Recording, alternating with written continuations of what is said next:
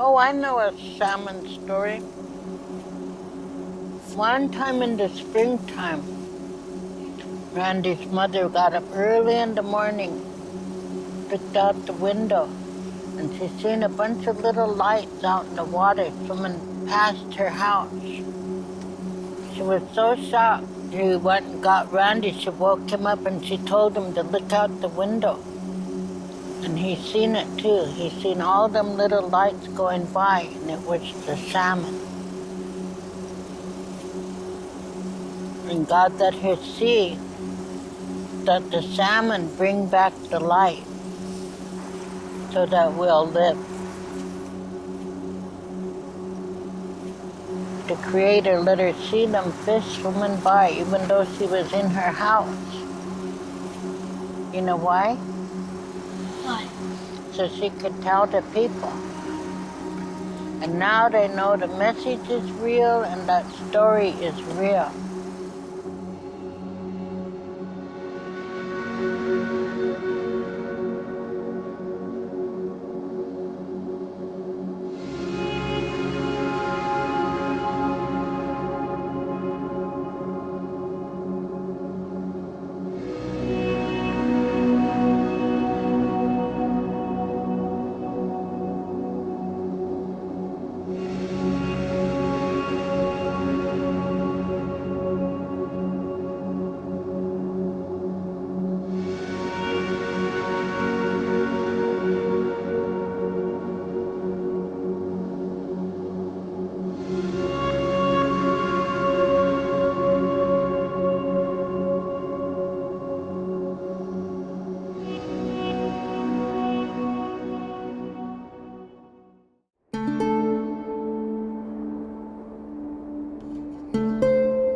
I'm a Yakima enrolled tribal member. 10 of the 14 bands of the Yakima Nation existed for thousands of years along the Columbia River. My connection to this land, knowing that if I look west, if I look north, if I look south, if I looked east, that our families are buried all along this river. Our ancestors are buried here, and that there was great civilizations here of people who were able to do great things. I was the youngest in my mother and father's family, and I watched my older sisters and brothers and their roles in the fisheries. We drank the river water. We bathed in the river water. We lived on the banks of the river year-round. You could go out on this river and set one net, and you harvested enough fish that you didn't need to set a second net. And I swam in this river when there was hundreds of thousands of salmon. And it's a different feeling when you have so much life that's using this river as a ways to get to their final destination. A century and a half ago, Thomas Jefferson envisioned an empire of freedom and opportunity in the far Northwest. The Columbia has been a river of hope, a shining symbol of plenty, to build a colonial empire.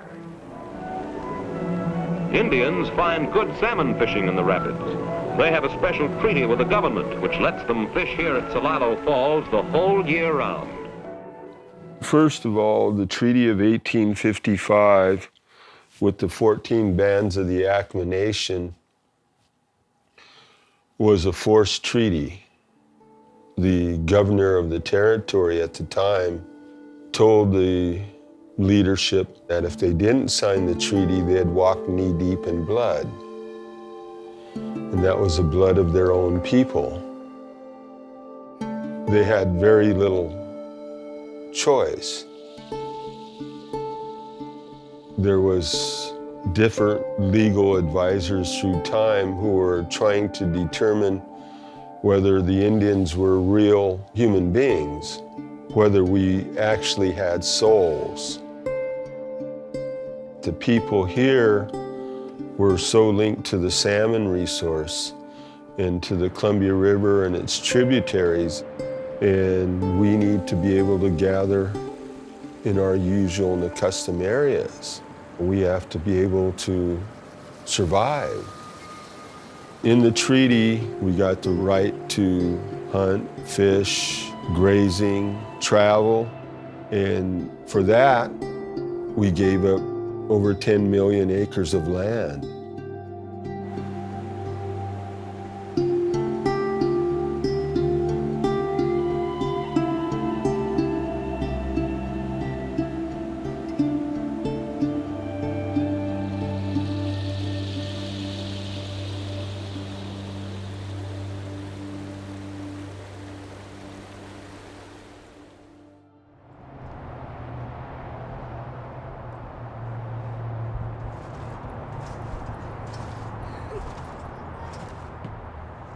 I remember what this one was called. Michael Jackson? Michael Jackson, yep. Tell you another one. Thank you, baby.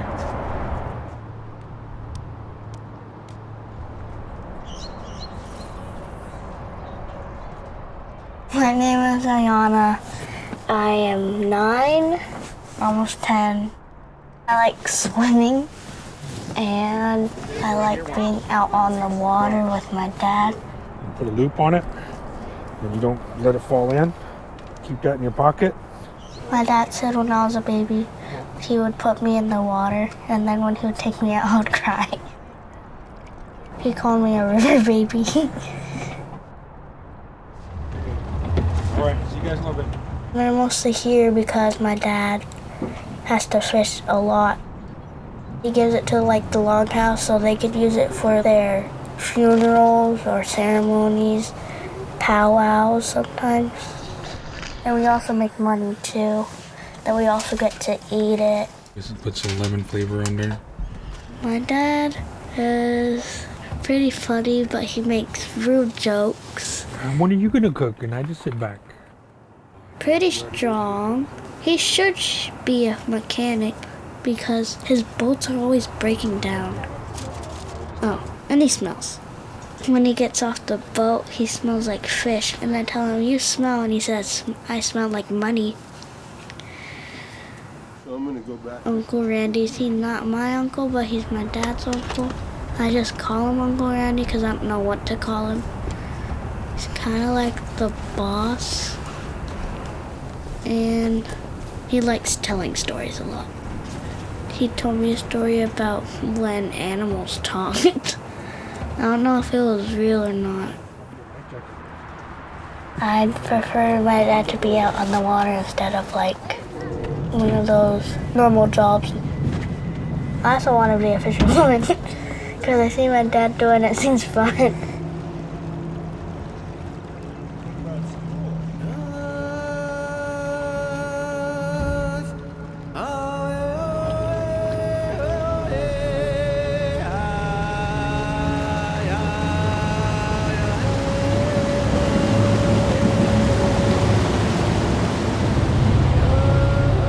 My name's Samuel George. I'm from the Yakima Nation. I do commercial fishing. I fish for salmon, and I fish for my Uncle Randy Sutler. These are family sites, and we've been here forever. Anna George is my daughter, my little fish cleaner, fish packer. I think she's not scared of this. I think she pays attention and is always learning. Got her own boat. I'm gonna teach her how to operate that. I'm gonna teach her how to put hoops in so she can get some to eat, some to put away, some to give away. That'll make her happy. But I hope there's fish though when she gets older. Like I don't know how much longer we'll be able to fish. The water's getting warmer and warmer, and that's why I'm not too confident in the runs that are coming. I have another boat I need to build, but I don't see much use of it if the runs keep getting smaller and smaller.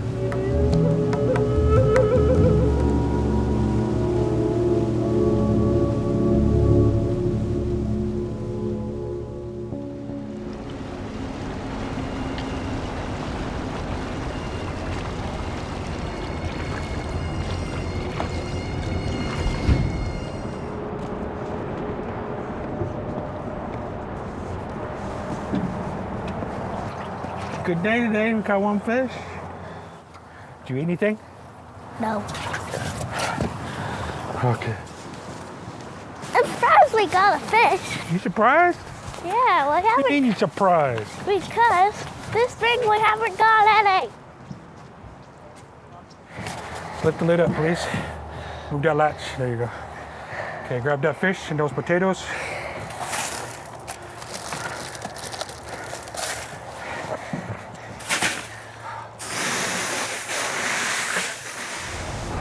Are we gonna eat it? Oh, it's for the longhouse, baby. Oh,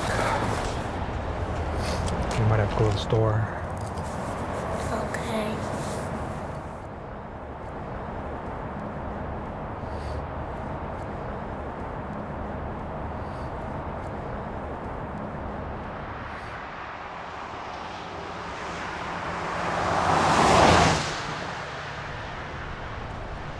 Well, there's my mom and her buddies, and they were all fishing women from down here along the river.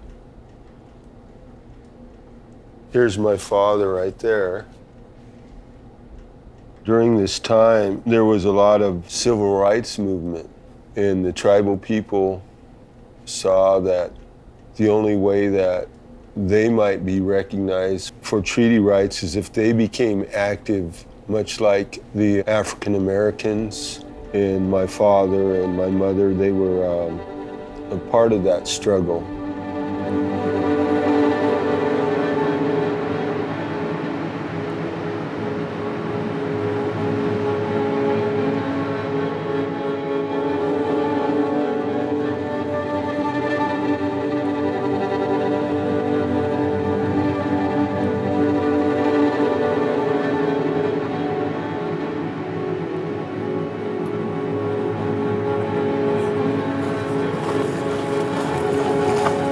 When I lived here, I lived in this constructed facility that was metal, corrugated tin, siding and roofing. Our bed was right here, our stove was right there, and this was our existence. This is where we lived, all the way through grade school. And when they excavated, we would go play in the excavations, and we'd find spearheads, different trade beads.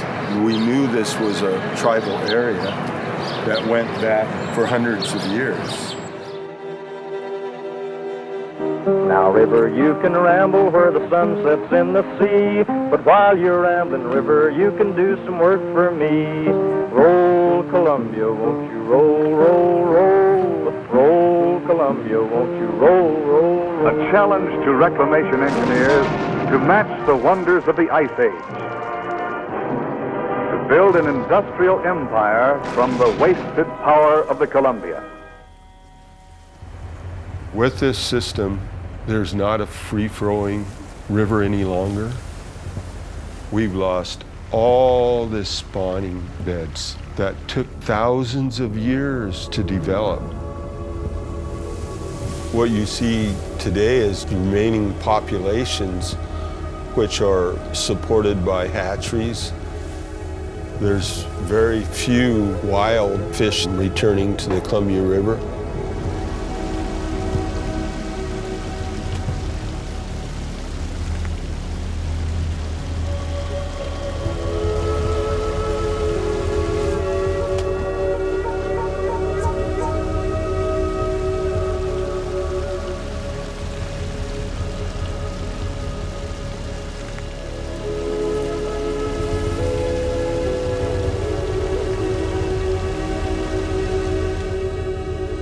I probably noticed significant changes when I was about 20 years old. I myself would go out and fish subsistently for spring chinook and fish for 3 or 4 weeks and not catch one fish.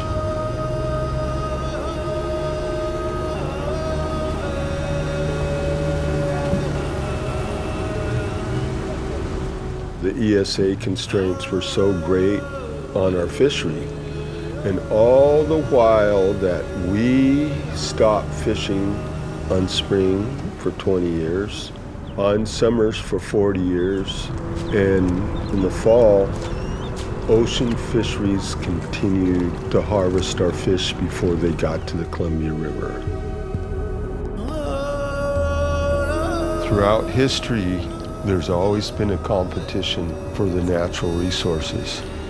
Logging, road building, mining, industrial farms. If this river gets hotter, salmon can't exist. And we've reached 70 degrees and over on numerous occasions.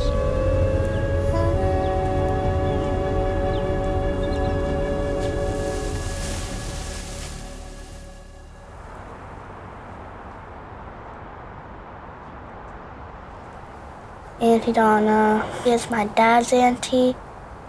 She like says, "Ayana, come here," and then she tells me stories. She teaches me like how to do the dried fish in the dry shed, like how to hang it up. Every morning it's the first thing I do. I don't do no other jobs till I check the fish and make sure that everything is in good order. And when you hang it like this, and then it swings, they say the fish has to dance with the wind so that the oil will shake off.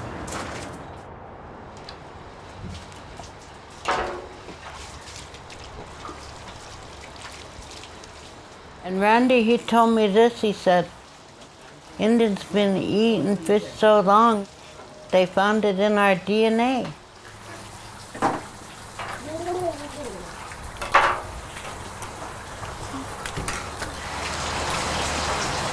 I walked all the way over there to get it for you.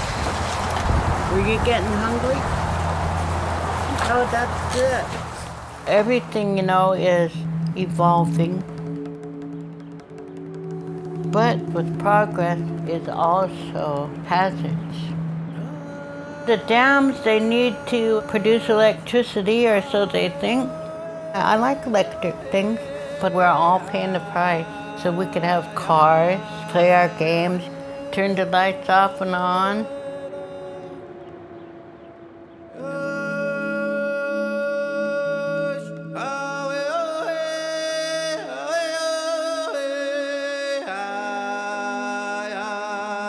Okay, this one is about the Swallow Sisters and the coyote. Long time ago, God told the people that he doesn't ever want them to dam up the river. But the coyote was the trickster. Well, he decided that he would dam up the river, and he didn't care about the people that lived way up the river. He didn't care if they didn't have any fish. So he makes this dam, and the fish come and they can't go past. So he's filling up his boat, and he gets more and more, and nobody else gets any. And the Swallow Sisters, they lived up on a hill, and they were looking down watching him, and they said, he's not supposed to do that. Nobody is supposed to do that. And they stole his little boat. And then they start taking all them sticks where he made the dam. They start flying them away and dropping them. Pretty soon the water start coming through. And the fish got away. And then the people that lived farther up the river, they were able to get the fish.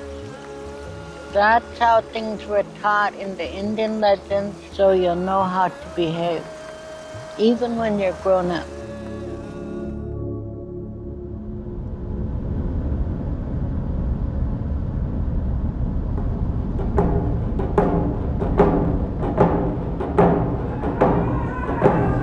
Take the time to welcome you, friends and relatives, right here to YM, Salado.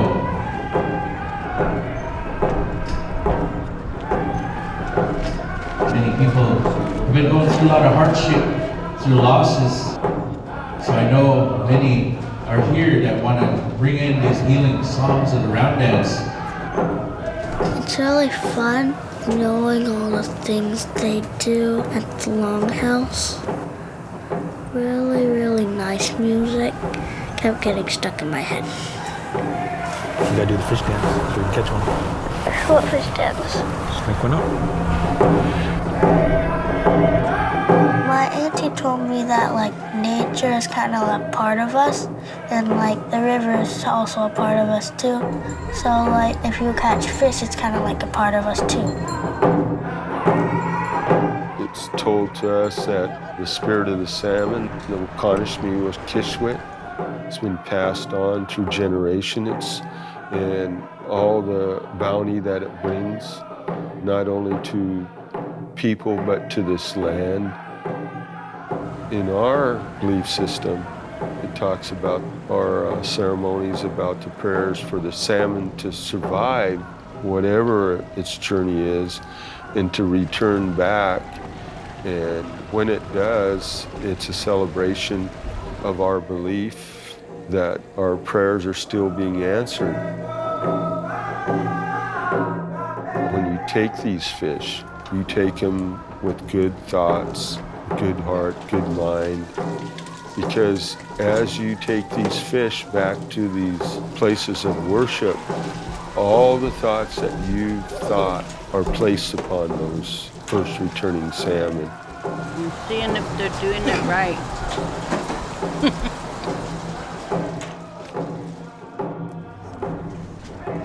You're blessed with this time in your life where you're able to take these fish. And if you live your existence in such a way that after your life's journey is complete, those spirits of the fish travel with you. You just had to like put your feet side to side, like one foot, then you slide your foot to the other foot. I was too scared to go alone. We as Aboriginal people need to exist. And it's not changed from the time of the treaty until this day.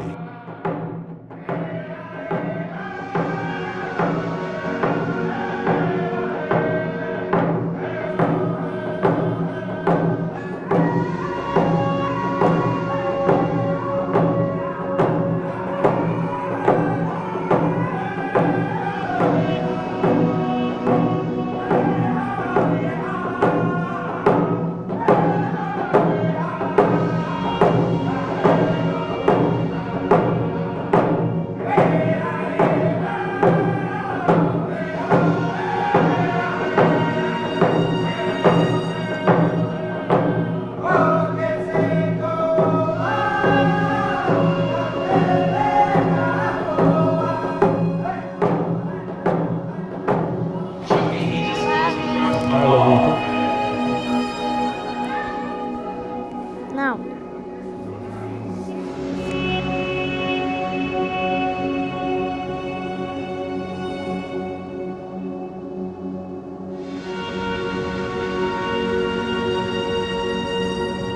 Today I'm here because I was placed upon you.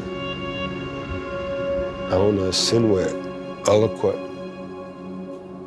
My name is Frog.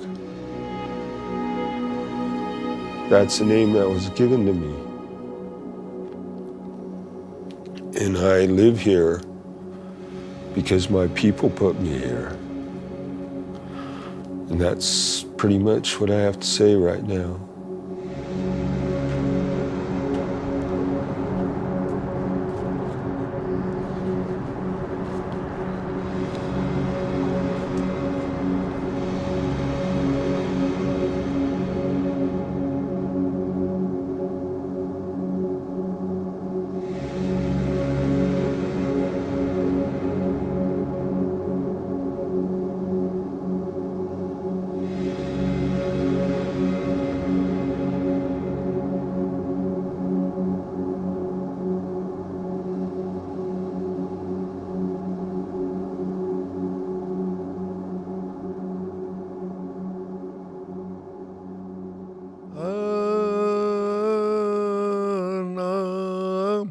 Anako inawinama pachawai pama ko katako paoyatak nalakai Hey, mawai kanash nawanak kshash.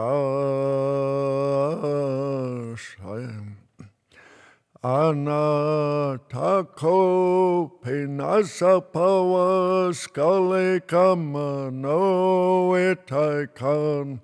Ana takoman he au yala kai kisham swai kanashmi wau nakshash. Ayayat nain chanati champa. Hey, ay, hey, ay, hey, oh.